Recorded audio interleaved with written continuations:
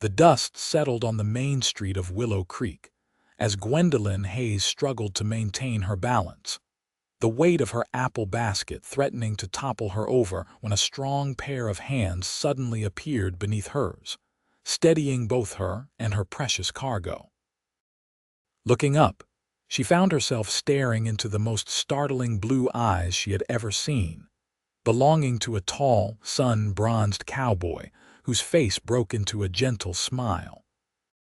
Zachary Thornton had been passing through Willow Creek, Montana Territory, in the autumn of 1878, with no intention of staying longer than it took to resupply, before heading to his new job at a ranch near Helena.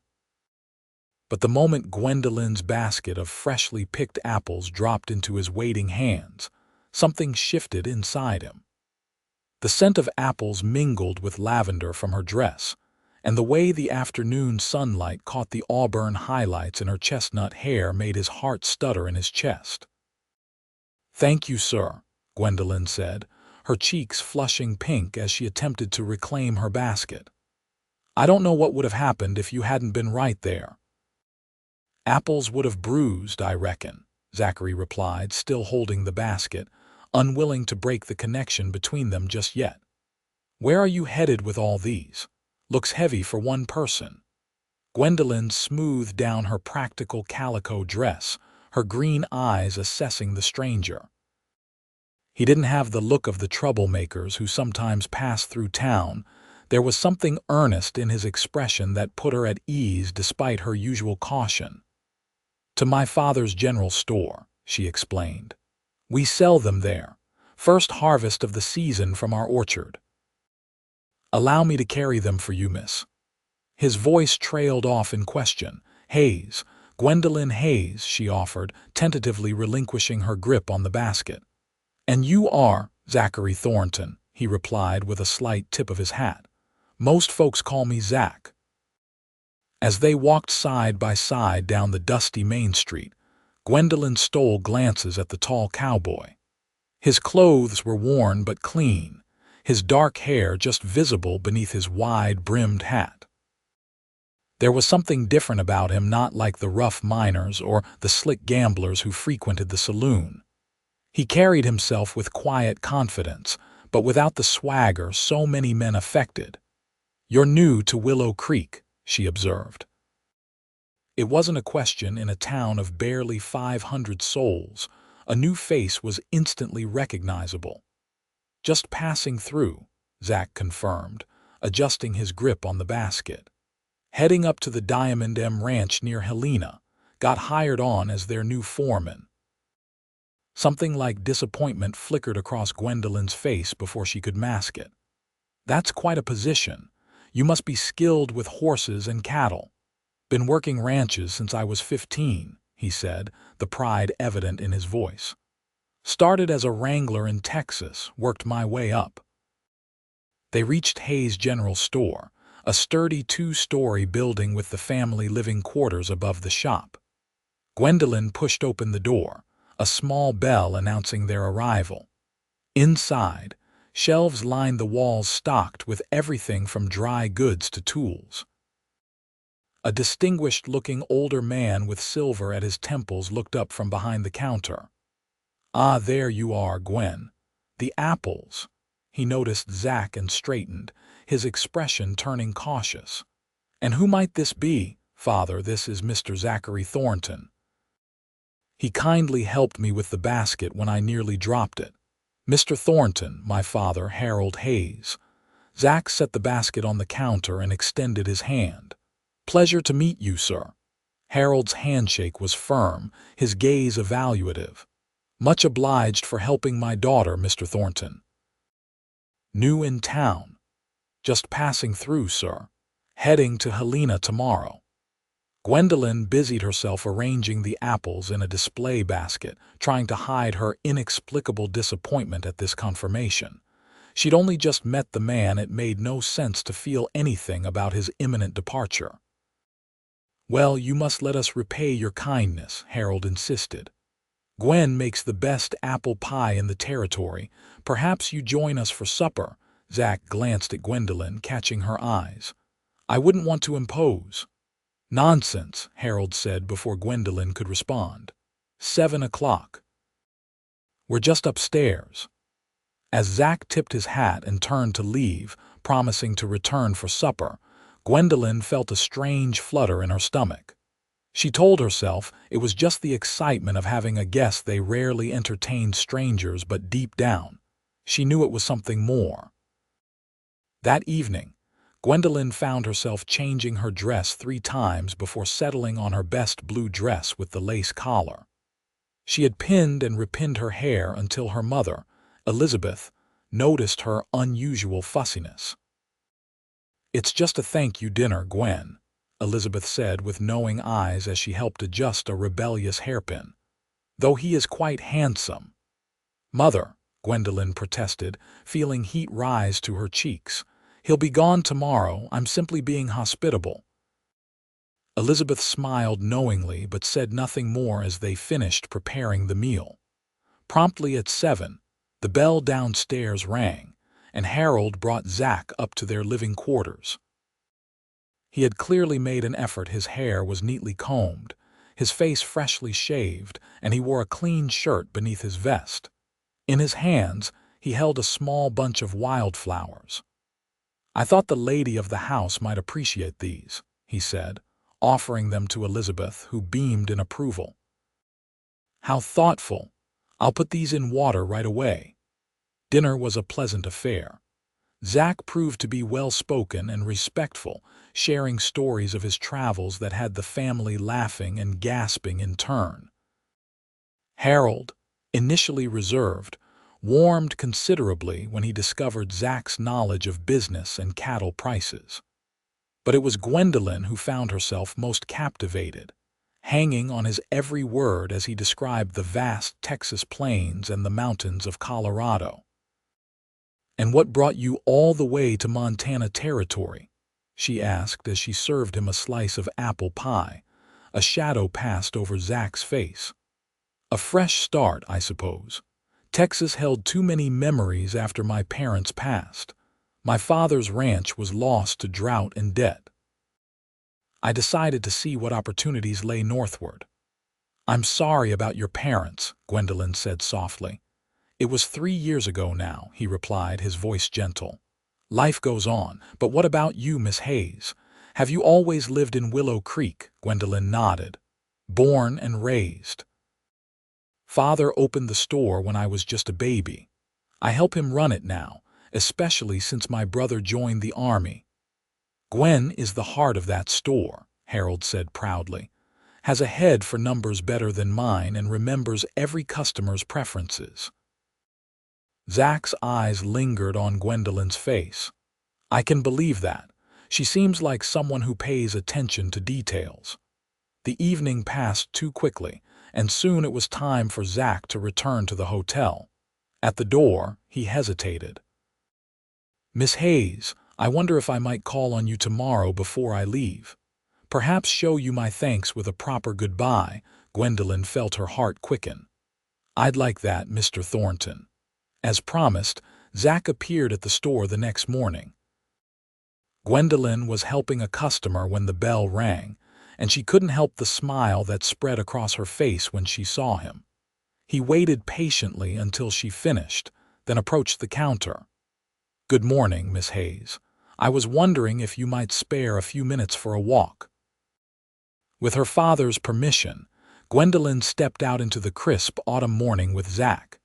They strolled toward the small town square, where a few maple trees were beginning to show hints of gold and red. "Your family is wonderful," Zach said after a comfortable silence. "You're fortunate to have them." "Yes, I am," she agreed, "though I sometimes wonder what it would be like to see more of the world like you have." "The world can be a harsh place," he replied, his tone thoughtful. "There's something to be said for having roots, a place where you belong." They stopped beneath a maple tree and Zach turned to face her. "Miss Hayes, Gwendolyn, I know we've only just met, but I find myself reluctant to leave Willow Creek." Her heart skipped. "The Diamond M is expecting you." "Yes, and I've given my word." He looked away, then back at her with newfound determination. "But I was thinking, perhaps I could write to you, and maybe when I have some time off I could visit." Gwendolyn felt a warmth spread through her chest. "I would like that very much, Mr. Thornton." "Zach," he corrected gently. "If we're to be correspondents, I'd prefer you call me Zach." "Zach," she repeated, liking the way his name felt on her lips. "And you must call me Gwen." He smiled, and for a moment she thought he might take her hand, but he maintained a respectful distance. "I'll write as soon as I'm settled at the Diamond M." Their goodbye was bittersweet. As the stagecoach pulled away, Gwendolyn stood outside the general store, waving until it disappeared from sight. She told herself not to be foolish. Men made promises all the time that they never intended to keep. Yet something told her Zachary Thornton was different. True to his word, the first letter arrived 3 weeks later. Gwendolyn recognized the handwriting immediately, though she'd never seen it before. She took the letter to her room that evening, savoring each word as Zach described his journey, the Diamond M Ranch, and his new duties as foreman. He ended with a simple question. "How are the apple trees faring with the approach of winter?" Gwendolyn wrote back that same night, describing the final harvest, the preparations for winter, and the latest town news. She hesitated before adding a personal note about how she thought of him whenever she arranged the apples in the store display. It felt bold, but she decided to leave it in. Their correspondence continued through the winter months. Zach's letters became a highlight of Gwendolyn's weeks, each one revealing more of his character, his sense of humor, his integrity, his dreams for the future. By the time spring arrived, she felt she knew him better than many people she'd known all her life. In early April, a letter arrived with unexpected news. The Diamond MTK's owner had purchased another property nearer to Willow Creek and needed someone to oversee its development. Zach had volunteered for the position. "I find myself drawn back to Willow Creek," he wrote. "Perhaps it's the promise of seeing those apple trees in bloom, or perhaps it's the young lady who tends them. I'll arrive on the 15th if the weather holds." Gwendolyn read those lines over and over, scarcely daring to believe what they implied. For 6 months, she had tried to guard her heart, telling herself that their correspondence was merely friendly. Now, faced with the prospect of seeing him again, she could no longer deny the truth. She had fallen in love with Zachary Thornton through ink and paper. The 15th of April dawned clear and mild. Gwendolyn spent extra time with her appearance, wearing her new spring dress of soft yellow that her mother had helped her sew. The apple orchard behind their home was just beginning to show buds, and she gathered a small bouquet of wildflowers from the meadow's edge before heading to the store. The stagecoach was due at noon, and as the hour approached, Gwendolyn found it increasingly difficult to concentrate on her work. Every time the bell above the door jingled, her head snapped up in anticipation. At 12:30, the door opened, and there he stood. Taller than she remembered, his skin darkened from working outdoors all winter, but with the same gentle blue eyes that had captured her attention that first day. "Zach," she breathed, suddenly shy despite months of intimate correspondence. He removed his hat, revealing hair that had grown slightly longer. "Gwen." Harold, watching from behind the counter, cleared his throat. "Mr. Thornton, good to see you again. I understand you'll be staying in our area for some time." "Yes, sir." "The Diamond M has purchased the old Wilson property about 5 miles south. I'll be overseeing its development into a proper cattle operation." "Excellent news," Harold nodded. "Will you join us for dinner again? Elizabeth would be delighted." "I'd be honored, sir." Harold glanced between the two young people, noting the way they couldn't take their eyes off each other. "Gwen, why don't you show Mr. Thornton the apple orchard? The buds are just starting to show, and he might not have seen an orchard in bloom before. Grateful for her father's understanding, Gwendolyn led Zach behind the store and down the path that led to their modest home and the orchard beyond. As soon as they were out of sight of the main street, Zach reached for her hand. "I've thought about you every day," he confessed, his voice low and earnest, Gwendolyn's fingers intertwined with his. "And your letters, they became everything to me." They reached the orchard, where rows of apple trees stood with their branches reaching toward the sky, tiny buds promising future blossoms. Zach stopped beneath the oldest tree, turning to face her. "Gwen, I need to be honest. I didn't just accept this position because it was a good opportunity. I accepted it because it brought me back to you." Her heart soared at his words. "I'm glad you did. I know it's forward of me, we've only spent one evening in each other's company, but these months of letters, I feel I know your heart and I want you to know mine." "I do know it," she whispered. He stepped closer, his free hand coming up to gently touch her cheek. "May I kiss you, Gwen?" Her answer was to rise on her toes, closing the distance between them. His lips met hers with tender restraint, a first kiss that promised many more to come. When they parted, both were smiling, slightly breathless. "I believe I've been falling in love with you since the moment you dropped that basket of apples into my hands," Zach admitted. "It sounds foolish, I know, not foolish," she interrupted, "because I think I felt it too." They walked back to the store hand in hand, both knowing that this was just the beginning of their story. Over the next several weeks, Zach divided his time between establishing the new ranch and courting Gwendolyn properly.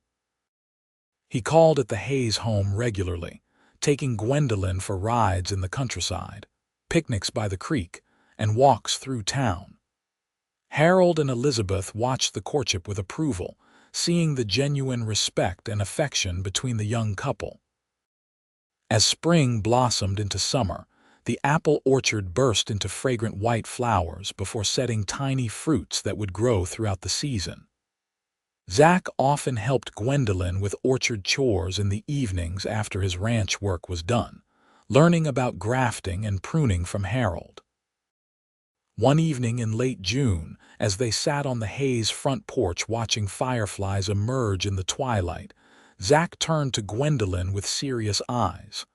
"I've been thinking about the future, Gwen." She set down her glass of lemonade. "What about it? The ranch is coming along well. I've hired good men and the first cattle drive will arrive next month. By fall, we should be properly established." "That's wonderful," she said, though she sensed he was leading to something more. "The thing is," he continued, "there's a house on the property. Nothing grand, just 4 rooms with a good foundation and sound roof, but it's empty, waiting for someone to make it a home." Gwendolyn's breath caught as he took her hands in his. "I love you, Gwendolyn Hayes. I want to build a life with you if you'll have me. I know I'm asking you to leave your family's home, the store, the orchard you love." "Yes," she interrupted, her eyes shining. He blinked. "Yes, just like that," she laughed, squeezing his hands. "Did you expect me to say no? Zach, I love you. The store, the orchard, they're part of me, yes, but they're not all of me. I want a future with you, wherever that takes us." Zach reached into his pocket and withdrew a small velvet pouch. From it, he produced a delicate gold ring with a small pearl nestled in the center. "It was my mother's," he explained. "One of the few things I kept when I left Texas. I've carried it with me, waiting for the right woman to wear it." As he slipped it onto her finger, Gwendolyn felt tears of happiness well in her eyes. "It's beautiful." "Not as beautiful as you," he whispered, leaning forward to seal their engagement with a kiss. The news of their engagement spread quickly through Willow Creek. Most townsfolk had watched the romance unfold with interest and offered hearty congratulations. A few young men who had harbored hopes for Gwendolyn's attention sulked briefly, While several young ladies sighed over the romantic tale of the cowboy and the storekeeper's daughter, planning for the wedding consumed the summer months. Elizabeth and Gwendolyn sewed a wedding dress of ivory satin with lace trim ordered specially from Helena. Harold insisted on covering the costs of a proper celebration, proud to give his only daughter a wedding the town would remember. As August ripened the apples in the orchard, preparations for the harvest coincided with final wedding arrangements. The ceremony was set for September 15th, after the bulk of the apple picking was complete, but before the first frost threatened. The week before the wedding, disaster struck. A group of cattle rustlers hit the Diamond Mtk's new property, driving off nearly half the newly arrived herd and wounding 2 ranch hands in the process. Zach and his men rode out in pursuit, following the rustlers into the rugged hills south of town. For 3 agonizing days, Gwendolyn waited for news, praying for Zach's safe return. On the morning of the 3rd day, she was working in the store when the door burst open. A young ranch hand named Billy stood there, hat in hand, his expression grave. "Miss Hayes," he panted, clearly having run from his horse. "You need to come quick. It's Mr. Thornton." Her heart plummeted. "Is he?" "He's alive, madam, but he took a bullet. Doc Simmons is with him at the ranch house." Harold immediately closed the store, helping Gwendolyn into their wagon for the fastest possible journey to the ranch. The 5-mile drive seemed endless, with Gwendolyn imagining every terrible possibility. When they finally arrived, she barely waited for the wagon to stop before leaping down and rushing into the house. She found Zach in the bedroom, pale against the white sheets, his left shoulder heavily bandaged. Doc Simmons stood nearby, washing his hands in a basin of reddened water. "Zach," she cried, hurrying to his side, his eyes opened, focusing on her with effort. "Gwen, I'm sorry." "Hush now," she said, taking his hand and fighting back tears. "Just tell me you're going to be all right." "He'll live," Doc Simmons answered for him. "Bullet went clean through his shoulder. Missed anything vital, but he lost a fair amount of blood. He needs rest and time to heal." "The wedding," Zach began. "Don't you worry about that now," Gwendolyn insisted, though her heart ached at the thought of postponing their special day. "No," Zach's voice grew stronger with determination. "I won't let those thieves take that from us too. We're getting married on the 15th as planned." Doc Simmons shook his head. "You won't be dancing at your wedding, that's for certain. But if you're careful and follow my instructions, you might be well enough to stand at the altar at least." That was enough for both of them. Gwendolyn took charge of Zach's recovery, spending every possible moment at the ranch. She rayed to him, changed his bandages, and ensured he followed the doctor's orders to the letter. The town marshal had captured the rustlers and recovered most of the stolen cattle, allowing Zach to focus entirely on healing. By September 15th, Zach was able to stand and walk short distances, though his arm remained in a sling beneath his new suit coat. The wedding proceeded as planned, with the entire town gathering at the small white church. Apple blossoms and late summer wildflowers decorated the altar and pews, filling the air with sweet fragrance. When Gwendolyn walked down the aisle on her father's arm, wearing her ivory satin dress and carrying a bouquet of roses and apple blossoms, Zach thought she had never looked more beautiful. The pain in his shoulder faded to insignificance as he watched her approach, her face radiant with love. "Dearly beloved," the preacher began, "we are gathered here today to join this man and this woman in holy matrimony." The ceremony was simple but heartfelt. When they exchanged vows, promising to love and cherish each other through all of life's joys and sorrows, many in the congregation dabbed at tears. They had all witnessed the devotion between these two young people over the past months, a love that had begun with a basket of apples and grown into something strong and enduring. "You may kiss your bride," the preacher announced after they had exchanged rings, Zach's mother's wedding band for him, and a new gold band for Gwendolyn to accompany her engagement ring. Their kiss was tender and sweet, a promise of the life they would build together. As they turned to face their friends and family as husband and wife, applause filled the church. The celebration afterward was held in the town square, with tables laden with food contributed by nearly every household in Willow Creek. Elizabeth's apple pies featured prominently alongside Gwendolyn's wedding cake. Despite his injury, Zach managed a slow dance with his bride, holding her close with his good arm as they swayed gently to the fiddle music. "Mrs. Thornton," he whispered in her ear, savoring the new name. "Are you happy?" Gwendolyn looked up at him, her eyes shining. "Happier than I ever imagined possible." As dusk fell, the newlyweds departed for their new home at the ranch, amid cheers and well wishes. Harold had given them a wedding gift of a dozen young apple trees, which would be planted that autumn to start their own orchard. Their first year of marriage brought both challenges and joys. Zach's shoulder healed completely by winter, allowing him to take full control of the ranch operations. Gwendolyn divided her time between their new home and helping at her father's store several days a week. Together, they planted the apple saplings in a sunny spot near the house, Gwendolyn showing Zach the proper technique she had learned from her father. "In 5 years, these will bear fruit," she told him as they tamped soil around the last sapling. "And in 20, they'll be as grand as the oldest trees in my father's orchard." Zach wrapped his arms around her from behind, resting his chin on her head. "I like the thought of that, building something that will last, growing stronger with time, like us." She turned in his embrace to face him. "Exactly like us." As the seasons turned, their love deepened.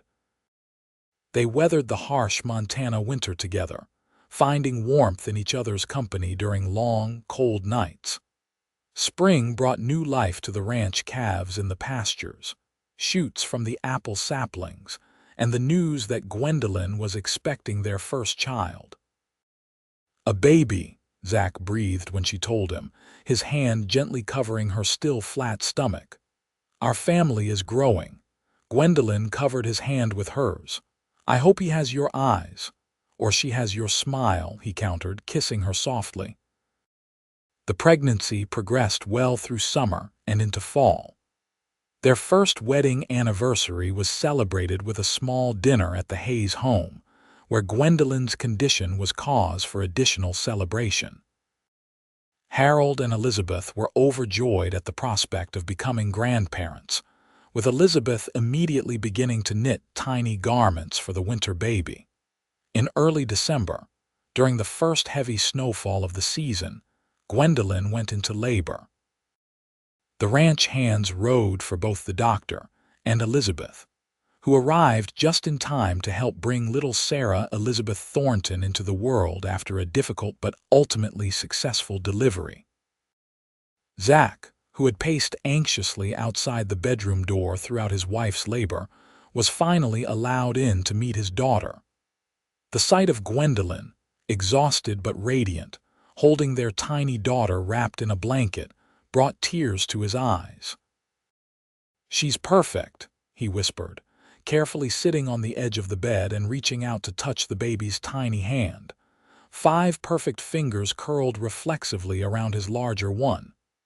"She has your eyes," Gwendolyn said softly, noting the deep blue color. "And look, she already has a dusting of dark hair." Zach gently kissed his wife's forehead, then his daughter's. "Thank you for this gift. I never knew I could love anyone as much as I love you, but now our hearts have grown to include her," Gwendolyn finished for him. Life settled into a new rhythm with Sarah's arrival. The baby thrived, growing stronger each day. Zach proved to be a devoted father, often carrying Sarah with him around the ranch in a sling Elizabeth had made, proudly showing her off to the ranch hands and teaching her about horses and cattle, even before she could understand his words. Gwendolyn watched their bond with tender amusement. "She has you wrapped around her finger already," she observed one evening as Zach rocked their daughter to sleep, singing a lullaby his own mother had sung to him. "Just like her mother," he replied with a wink. By the time Sarah was walking, the ranch had expanded, with additional grazing land purchased from a neighboring property. The Diamond MTK's owner, impressed with Zach's management, offered him a partnership stake in the operation, a significant step toward the dream he and Gwendolyn had discussed of someday owning their own ranch. The apple saplings grew steadily taller, though they had yet to bear fruit. Gwendolyn tended them carefully, teaching Sarah about the different varieties as the little girl toddled beside her. Their second child, a son they named James Harold after both their fathers, arrived in the spring of Sarah's third year. Where Sarah had Zach's coloring, little James inherited Gwendolyn's lighter hair and green eyes. The family of four filled the ranch house with laughter and love, making it truly the home they had dreamed of creating. On a warm September day, 5 years after their wedding, Zach found Gwendolyn in their small orchard, examining the trees with a basket over her arm. "Look," she called excitedly when she saw him approaching. "The McIntosh has apples, real apples, not just blossoms or tiny fruits." Sure enough, the tree bore perhaps 24 small but perfectly formed red apples. Zach's face broke into a wide smile as he reached up to touch one. "They're beautiful, Gwen." "The first harvest," she said proudly. "Small, but it's just the beginning." Zach helped her pick the precious apples, handling each one with care. When the last was safely in the basket, he took her hand and led her to the shade of the largest tree. "You remember the day we met?" he asked, setting the basket down. "Of course. I nearly dropped the apples from my father's orchard, and you caught the basket." "That moment changed my life," he said, brushing a strand of hair from her face. "I was just passing through with no intention of staying.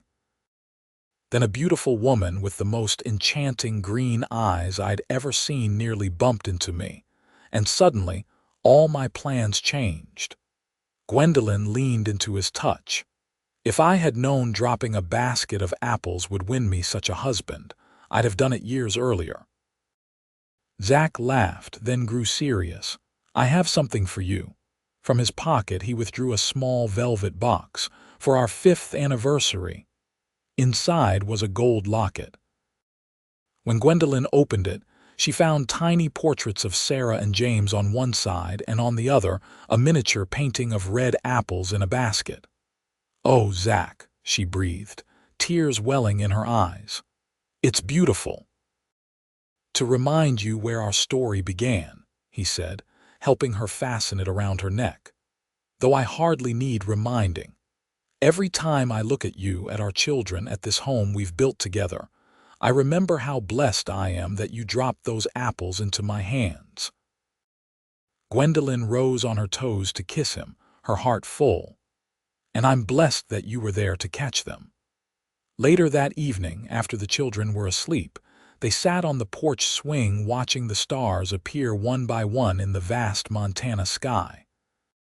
The basket of apples sat nearby, waiting to be transformed into the first pie from their own orchard. "I was thinking," Zach said, his arm around Gwendolyn's shoulders, "about expanding the orchard next spring. There's that sunny slope behind the house."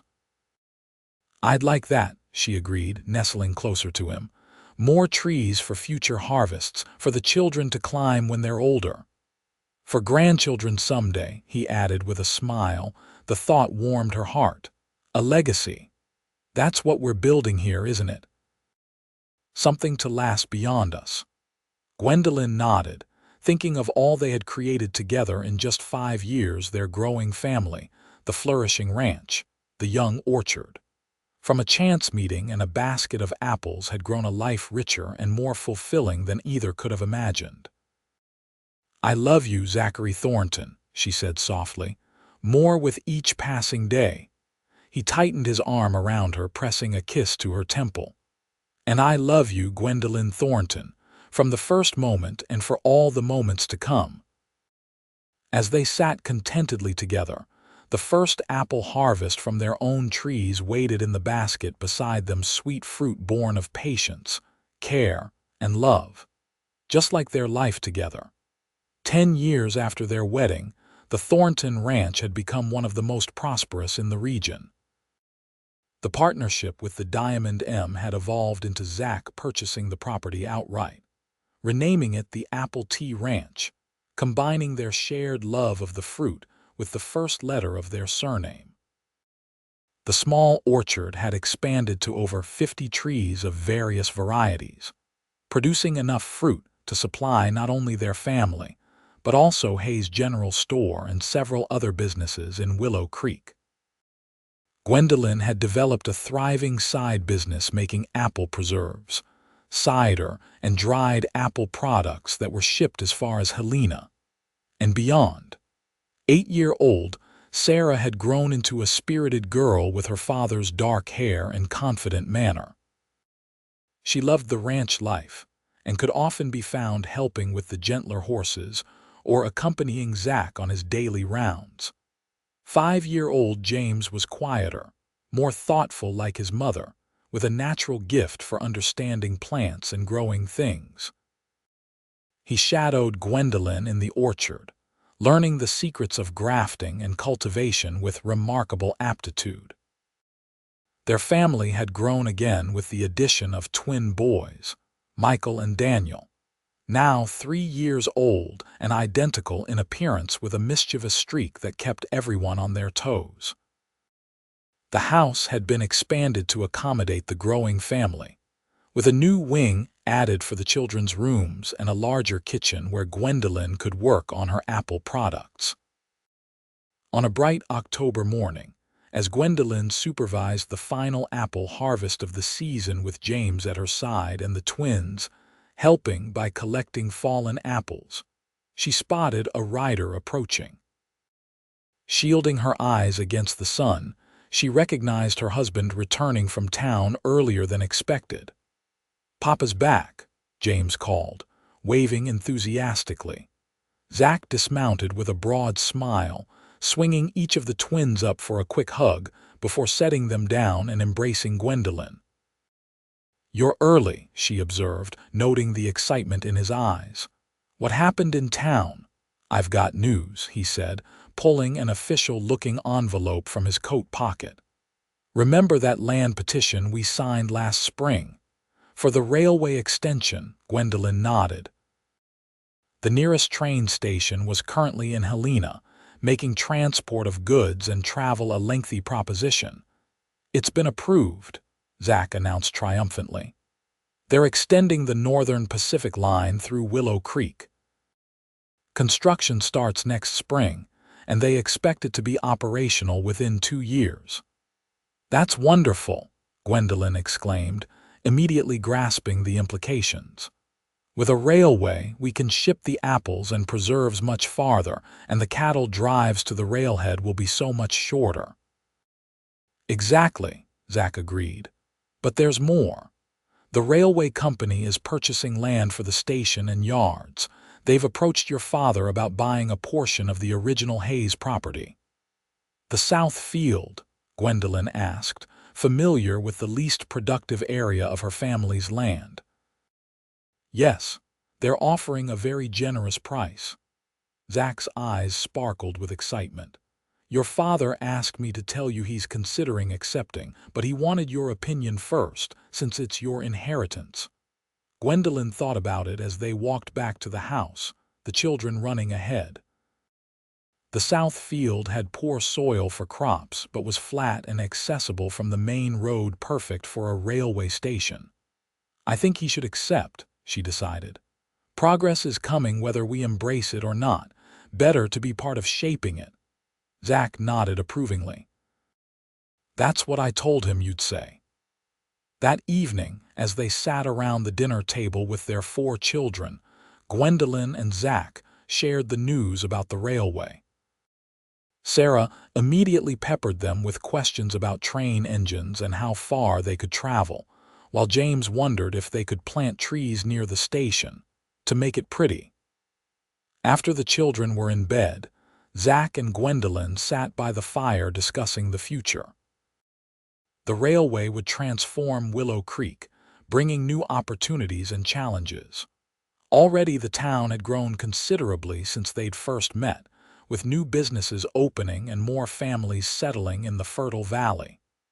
"I've been thinking," Zach said, taking Gwendolyn's hand. "With the railway coming, there'll be a market for more than just cattle and apples. What if we diversified?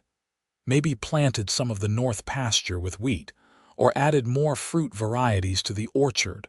Gwendolyn considered the idea.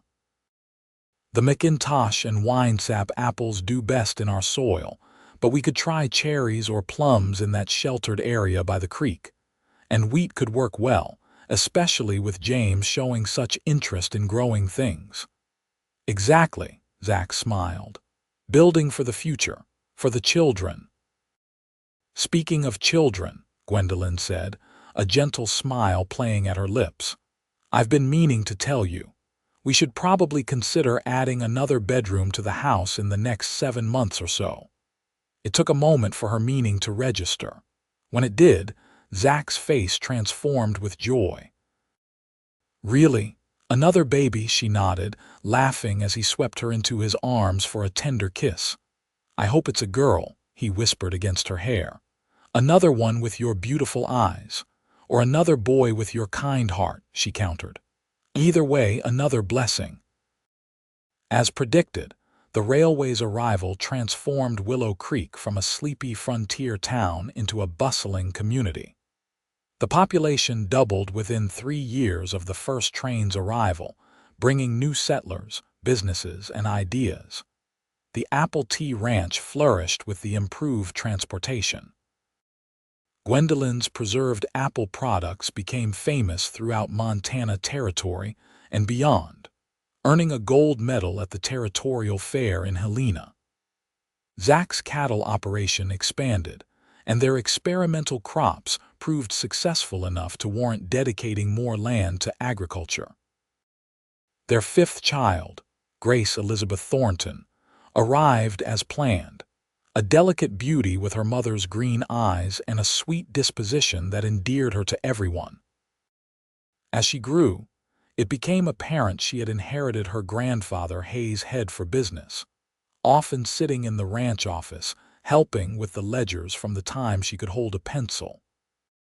Through all the changes and growth, the heart of their lives remained the same, the love that had begun with a chance meeting and a basket of apples. Each anniversary, no matter how busy they were, Zach and Gwendolyn took time to remember that first day, often sharing the story with their children, who never tired of hearing how their parents met. On their 15th wedding anniversary, after a day of celebration with family and friends, Zach led Gwendolyn to the original apple trees they had planted together, now tall and productive, laden with fruit nearly ready for harvest. 15 years, he marveled, looking up at the trees. "When we planted these, they were just saplings. Like our love," Gwendolyn replied, leaning against him, "young but full of promise. And now look at them, strong, fruitful, deeply rooted." He turned to face her, taking both her hands in his. "Like us." Gwendolyn's eyes shone with happiness as she gazed at the man who had captured her heart all those years ago. He had a few strands of silver at his temples now, and fine lines at the corners of his eyes from years of squinting in the Montana sun. But he was more handsome to her than ever. "Do you ever wonder what would have happened if you hadn't been on that street corner that day?" she asked. "If I hadn't nearly dropped those apples?" Zach shook his head. I believe we were meant to find each other one way or another, if not then, some other time, some other place." "Such a romantic," she teased gently. "Only with you," he replied, pulling her close. "Always with you." As the sun set behind the mountains, casting golden light through the apple trees, they shared a kiss as sweet and promising as their first. Their journey together had brought challenges and triumphs, joys and sorrows, but through it all, their love had only grown stronger, a love that began with a basket of apples and blossomed into a legacy that would endure for generations to come. In the years that followed, the Thornton family continued to prosper. Sarah, now grown into a confident young woman, married the son of a neighboring rancher, combining their properties and expanding the family's holdings. James pursued his interest in agriculture, studying new farming techniques and implementing them on the ranch with remarkable success. The twins, Michael and Daniel, though identical in appearance, chose different paths, Michael becoming a skilled horseman and rancher like his father, while Daniel showed an aptitude for medicine and left to study in Denver, returning years later as Dr. Thornton to establish Willow Creek's first proper hospital. Grace, the youngest, eventually took over management of the apple business, expanding it into a regional enterprise known for quality and innovation. Through all the changes, Zach and Gwendolyn remained the heart of the family, guiding their children and later their grandchildren with wisdom, love, and the story of how a basket of apples had changed their lives forever. When asked the secret to their long and happy marriage, Gwendolyn would always smile and glance at Zach before answering. "We built our life on a foundation of apples, and love has been our harvest every season since."